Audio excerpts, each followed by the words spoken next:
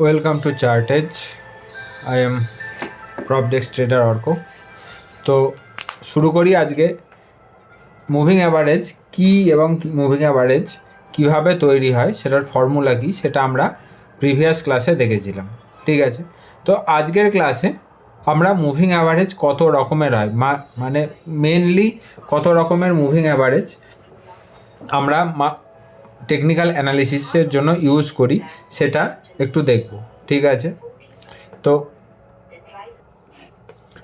তো প্রধানত আমরা তিন ধরনের মুভিং অ্যাভারেজ দেখি: SMA, EMA, WMA, এবং কোনো কোনো সময় আমরা VWMA, RMA, এছাড়াও HMA, বিভিন্ন রকমের মুভিং অ্যাভারেজ অনেকে ইউজ করে।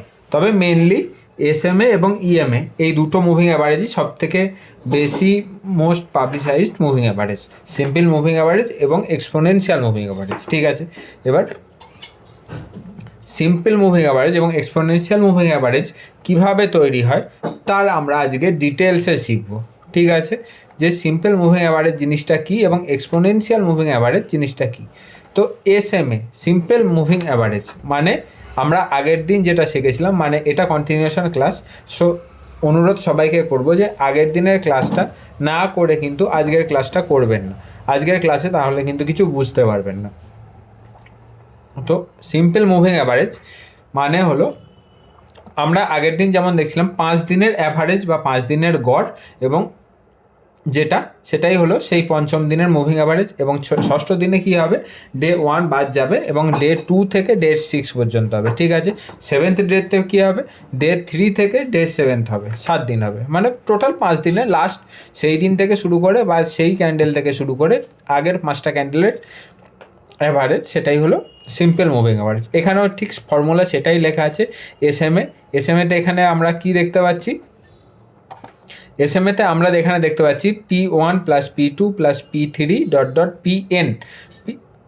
এই PN হলো, আমরা যদি 10 দিনের নিই তাহলে এইটা হলো টোটাল সেই 10 দিনের দশম দিনের, মানে প্রথম থেকে শেষ 10 দিনের আমরা প্রাইস নেব, ক্লোজিং প্রাইস, এবং সেটাকে ডিভাইডেড বাই N বা 10 দিয়ে আমরা ডিভাইড করব। ঠিক আছে, তাহলে আমরা এখানে এক্সাম্পল ডিটেলসে আমরা দেখি P is equal to price এবং N হলো নাম্বার অফ পিরিয়ডস লাইক 10, 20, 50। এখানে আমরা একটা এক্সাম্পল দেখি যে গত 5 দিনের যদি আমরা এখানে এভারেজ নিই 10, 12, 14, 16 এবং 18, ঠিক আছে, ডিভাইডেড বাই 5, এটা যদি আমরা করি তাহলে সিম্পল মুভিং অ্যাভারেজ কী হবে, 70/5, তার মানে হলো 14 বা 14। মানে এই যে পঞ্চম দিনে যে দিনের ক্লোজিং প্রাইস 18, সেই দিনের আমরা সিম্পল মুভিং অ্যাভারেজ প্লেস কোথায় আছে দেখব, 14তে বা 14-এ। ঠিক আছে, এবার সিম্পল মুভিং অ্যাভারেজ কীভাবে রিয়্যাক্ট করে বা সিম্পল মুভিং অ্যাভারেজ কীভাবে আমাদের অপেক্ষাকৃত কাজ করে সেটা দেখার জন্য আমরা কি ইউজ করব, কি জানবো, যে সিম্পল মুভিং অ্যাভারেজ বাকি মুভিং অ্যাভারেজের থেকে অপেক্ষাকৃত স্লো, বা সিম্পল মুভিং অ্যাভারেজ বাকিদের মতো অতটা ফাস্ট না। কেন ফাস্ট নয় সেটা আমরা বাকিগুলো সম্পর্কে জানার পরেই আমরা সেটা বুঝতে পারবো। এটা অপেক্ষাকৃত স্মুথ বা আগেরগুলোর মতো, বা অন্যান্য মুভিং অ্যাভারেজ যেমন EMA, WMA এদের মতো এতটা কমপ্লেক্স নয়। এটা সব থেকে সাধারণ মুভিং অ্যাভারেজ, সেই জন্য এর নাম হলো সিম্পল মুভিং অ্যাভারেজ। ঠিক আছে, এটা best for overall trend direction, বা কোনো একটা ট্রেন্ড কোন দিকে যাচ্ছে সেটা বোঝার জন্য সব থেকে ভালোভাবে কাজ করে এই সিম্পল মুভিং অ্যাভারেজ। ঠিক আছে, এরপর কি সেকেন্ড ক্লাস হলো exponential moving average. Exponential moving average বা EMA। ঠিক আছে, EMA একটু ফর্মুলাটা দেখি। এবার EMA ফর্মুলাটা একটু কমপ্লেক্স, এবার যারা বুঝতে পারবেন খুব ভালো, এবং যারা বুঝতে পারবেন না শুধুমাত্র শুনুন। এটা কিন্তু ফর্মুলাটা জানার জন্য কোনো দরকার নেই টেকনিক্যাল অ্যানালিসিসের ক্ষেত্রে, কারণ এটা সমস্তটাই প্রি কোডেডভাবে দেওয়া থাকে, শুধুমাত্র আমাদের ওখান থেকে সেট করে নিতে হয়। ঠিক আছে, তবে যদি ব্যাকগ্রাউন্ডে কি ফর্মুলা চলছে সেটা যদি আপনি বুঝতে পারেন তাহলে আরও খুব ভালোভাবে কিন্তু শিখতে পারবেন। ঠিক আছে, তো এখানে দেখুন দুটো ফর্মুলা। এবার ফর্মুলার প্রথমের জন্য একটা মাল্টিপ্লায়ারের দরকার হয়। মাল্টিপ্লায়ারে আমাদের এখানে হলো 2/n+1, 2/n+1। n মানে কি? n মানে কত আমরা পিরিয়ডে নিচ্ছি সেইটা হলো n, ঠিক আছে। এবার 2/n+1 এটা হলো মাল্টিপ্লায়ার, ঠিক আছে। এবার moving average formula 2 EMA, EMA 2 day. এটা 2 ডে মানে কি? যদি আমরা 5 দিনের বা 10 দিনের আমরা মুভিং অ্যাভারেজ নিই, সেই দশম দিন বা 5th ডেট যেটা আমরা মুভিং ইএমএ বা এক্সপোনেনশিয়াল মুভিং অ্যাভারেজ ক্যালকুলেট করবো, সেটা is equal to price today. এই প্রাইসটা হতে পারে ক্লোজিং প্রাইস, প্রাইস হতে পারে open price, high price, low price, আমরা যেটাকে আমরা নেব। এবং বেস্ট ইউজেস হলো প্রাইস হলো ক্লোজিং প্রাইস, ঠিক আছে। Price today into multiplier, multiplier মানে হলো 2/n+1, ঠিক আছে, প্লাস ইএমএ ইএস্টার ডে। এখানটা দেখুন মন দিয়ে, ইএমএ ইএস্টার ডে, ইএমএ ইএস্টার ডে মানে এখানে কিন্তু প্রাইস ইএস্টার ডে নয় যে আগের দিনের কি প্রাইস ছিল, এখানে কিন্তু আগের দিনের ইএমএর মুভিং এক্সপোনেনশিয়াল মুভিং অ্যাভারেজের যে প্রাইস সেটা নিচ্ছি কিন্তু আমরা গতকালের, into 1 minus multiplier. 1 minus multiplier মানে হলো 2/n+1, ঠিক আছে।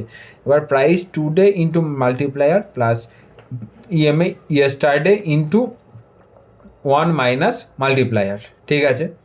এবার এটা আমরা প্র্যাকটিক্যালি দেখছি। স্টেপ 1, মাল্টিপ্লায়ার বার করার জন্য যদি আমরা 10 দিনের 10 ইএমএ যদি আমরা ইউজ করি, তাহলে 2/10+1, 10 হলো কি n+1 বা এখানে হলো 2/11, 2/11 মানে হচ্ছে মোটামুটি 0.18, ঠিক আছে। 0.1818 নিতে পারি বা 0.18 এইটুকু আমরা নিতে পারি।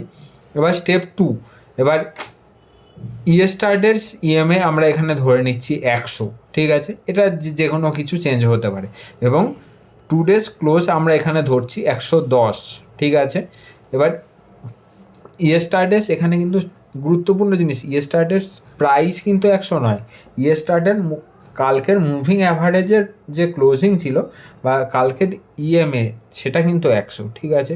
এবার EMA today is equal to 110 into 0.18 plus 100 into 0.8182 মানে কি 100 ইন্টু, এখানে দেখুন 100 into 1 minus multiplier, 1 minus multiplier করলে কিন্তু এই 0.8182 হবে, ঠিক আছে। তো ওভারঅল আমরা এখান থেকে ক্যালকুলেশনটা কী পেলাম? ক্যালকুলেশনটা আমরা পেলাম 101.82, ঠিক আছে। এটা হলো আজকের এক্সপোনেনশিয়াল মুভিং অ্যাভারেজ, ঠিক আছে, এর প্রাইস। এবং কালকেরটা যদি আমরা ক্যালকুলেট করি আগামীকাল, এবং আগামীকালের ধরলাম আমরা ক্লোজিং পাচ্ছি 115, তাহলে এখানে কি হবে? 110-এর জায়গায় 115 হয়ে যাবে। এবং এই 100 যে প্রাইসটা আছে 100 জায়গায় কিন্তু এই 101.82 হবে। এবার বাকি যেভাবে ক্যালকুলেশন হবে সেইভাবে হয়ে কিন্তু এখানে আমরা ফর্মুলা আসবে, ঠিক আছে। এবার ওভারঅল ইএমআইটা কাজে কেন লাগে, এবার ইএমআইটার গুরুত্বটা কোথায় সেটা আমি এবার এখানে একটু বলি। ইএমআইটা বা এক্সপোনেনশিয়াল মুভিং অ্যাভারেজ আমাদের কারেন্ট প্রাইসটাকে বেশি ইম্পর্টেন্স দেয় নাকি প্রিভিয়াস প্রাইস। মানে আমরা এখানে যদি 10 মুভিং অ্যাভারেজ সিম্পল অ্যানালিসিস করতাম, তাহলে প্রথম দিনকেও ওয়েটেজ দিত 10% এবং দশম দিন বা আজকে সেটারও কিন্তু ওয়েটেজ দিত কিন্তু 10%। কিন্তু যখনই আমরা ইএমএ বা এক্সপোনেনশিয়াল মুভিং অ্যাভারেজ ইউজ করি, তখন কিন্তু আমাদের আজকের বা লাস্ট ক্যান্ডেলটাকে ওয়েটেজ দেয় সব থেকে বেশি, ঠিক আছে। এবং একদম ডে 1-এর ক্যান্ডেলটার ওয়েটেজ থাকে সব থেকে কম, ঠিক আছে। এবার ডে 1 সব থেকে কম, ডে 2 তার থেকে বেশি থাকবে, ডে 3 তার থেকে বেশি, এইভাবে করে ডে 10 বা আজকের যে বা লাস্ট যে ক্যান্ডেল তার ওয়েটেজটা কিন্তু সব থেকে বেশি থাকে, ঠিক আছে। একটা এক্সপোনেনশিয়াল মুভিং অ্যাভারেজের ক্ষেত্রে মানে বোঝা গেল। সিম্পল মুভিং অ্যাভারেজ প্রতিদিনের ওয়েটেজ সমান, ইএমএ কারেন্টদের মুভিং অ্যাভারেজটা সব থেকে বেশি, ক্লিয়ার। এরপরে আমরা আসি ডাব্লিউএমএ। এটা অপেক্ষাকৃত কম ব্যবহার হয়, মানে অপেক্ষাকৃত অনেকটাই কম ব্যবহার, বাকিগুলো যদি সব থেকে বেশি ব্যবহার হয় প্রচলিত হলো ইএমএ এক্সপোনেনশিয়াল মুভিং অ্যাভারেজ, তার থেকে এটা অলমোস্ট 50-70% ব্যবহার হয়। এবার এসএমএ বেশ কিছুজন ব্যবহার করে, এটাও মোটামুটি 20-30% এটাও ব্যবহার হয়, কিন্তু ডাব্লিউএমএ হয়তো ম্যাক্সিমাম হয়তো 1-2% মানুষ ব্যবহার করে, এবং তার নিচে যেমন ভিডাব্লিউএমএ, তারপরে আরএমএ, এগুলো হয়তো নেগলিজেবল, হয়তো 0.1-0.2%, মানে কেউ যদি স্পেশালি ইউজ করে তখন এগুলোকে ইউজ করে। ঠিক আছে, এগুলো অন্যান্য যে ফর্মুলা বা ইন্ডিকেটার সেখানে বেশ কিছু কাজে এখানে দেয়। ঠিক আছে, এবার এটা সম্পর্কে একটু জাস্ট একটা রিক্যাপ আমরা দেখে নেব, quick review. WMA, each price has a weightage, most recent candle gets the highest weightage এবং older candle gets smaller weightage, same as EMA. Exponential moving অ্যাভারেজও কিন্তু সেম একইভাবে কাজ করতো। ঠিক আছে, extra importance to recent candle. ঠিক আছে, ডাব্লিউএমএতে আমরা কি দেখছি, ডেরিভেটিভ অফ, এটা আমরা করছি price into volume by volume. ঠিক আছে, এখান থেকে আমরা দেখছি যে একটা এখান থেকে ডেরিভেটিভ বার করতে হবে। এবার ডাব্লিউএমএ, না সরি, এটা তো ভিডাব্লিউএমএ, ভেরি সরি, আগে ডাব্লিউএমএটা আগে আমরা দেখে নিই। ডাব্লিউএমএটা হলো P1 × 1 plus P2 × 2 P3 × 3 dot dot plus Pn plus n by 1 plus 2 plus 3 dot dot n। ঠিক আছে, এখানে তেমন কোনো কমপ্লেক্সের তেমন কোনো ব্যাপার নেই। এখানে সাম অফ ওয়েটেজ কী আছে, এখানে ডিনোমিনেটর কি, n প্লাস 1 বাই 2। ঠিক আছে, তো এখানে আমরা দেখছি ডাব্লিউএমএ যদি লাস্ট 5 দিনে যদি ক্লোজিং 10, 11, 12, 13, 14 যদি আমরা পাই, তো 10 × 1 প্লাস 11 × 2 প্লাস 12 × 3 প্লাস, মানে এখনকার যেটা রিসেন্ট প্রাইস সেটার ওয়েটেজ সব থেকে বেশি এবং যেটা প্রিভিয়াস প্রাইস তার ওয়েটেজ অপেক্ষাকৃত কম, by 1 plus 2 plus 3 plus 4 plus 5। ঠিক আছে, ওভারঅল আমরা পেলাম এখান থেকে কি 12.63। তাহলে আমরা ডাব্লিউএমএ মোটামুটি দেখলাম যে ফাস্টার দেন সিম্পল মুভিং অ্যাভারেজ, ইএমএর থেকেও বেশি আমরা স্মুথ পাবো, বা সব থেকে আগে রিয়্যাক্ট করে ডাব্লিউএমএ। ঠিক আছে, তারপর শর্ট টার্ম অ্যানালিসিসের জন্য ভালো, কিন্তু এটা শিখে রাখুন, এইটুকুই আমি বলবো ডাব্লিউএমএটাকে। ঠিক আছে, ডাব্লিউএমএর যে ফর্মুলা সেটাকে একটু শিখে রাখুন, P1 + 1 plus P2 + 2 plus P3 + 3 sorry into plus Pn × n divided by 1 + 2 + 3 dot dot plus n। Okay, এরপর ভিডাব্লিউএমএ, এখানে আমরা ডেরিভেটিভ বার করে করেছি। ঠিক আছে, এই যে ভিডাব্লিউএমএ 10 × 100 প্লাস 12 প্রাইস এবং ভলিউম। ভিডাব্লিউএমএতে কী বলুন তো, ভলিউম ওয়েটেজ মুভিং অ্যাভারেজ, এখানে আমরা কিন্তু প্রাইসের সঙ্গে সঙ্গে কিন্তু ভলিউমটাকেও এখানে আমরা দেখি। ঠিক আছে, এখানে অনেকে আছে যারা ভলিউম প্রোফাইল অ্যানালিসিস করে ট্রেড করে, তারা কিন্তু এই ভলিউম ভিডাব্লিউএমএ বা ভলিউম প্রোফাইল এগুলোকে কিন্তু দেখার জন্য, একটু নতুন কিছু করার জন্য বা ভলিউমের ওপর ওয়েটেজ দিয়ে যদি কাজ করার জন্য কিন্তু এগুলো দেখা যায়। ঠিক আছে, তবে ইন্ডিয়ান মার্কেটে যেহেতু ডেরিভেটিভের একটা বড় একটা সেগমেন্ট থাকে, সেহেতু ভলিউমটা যেহেতু এফও স্টকে সেইভাবে আমরা আসল রিফ্লেকশন দেখতে পাই না, বেশ কিছুটা পাই, এবং মিড ক্যাপ স্মল ক্যাপে কিছুটা পাই কিছুটা পাই না। এবার ভলিউম মেনলি দেখুন, সুইং ট্রেডিং বা মোমেন্টাম ট্রেডিংয়ের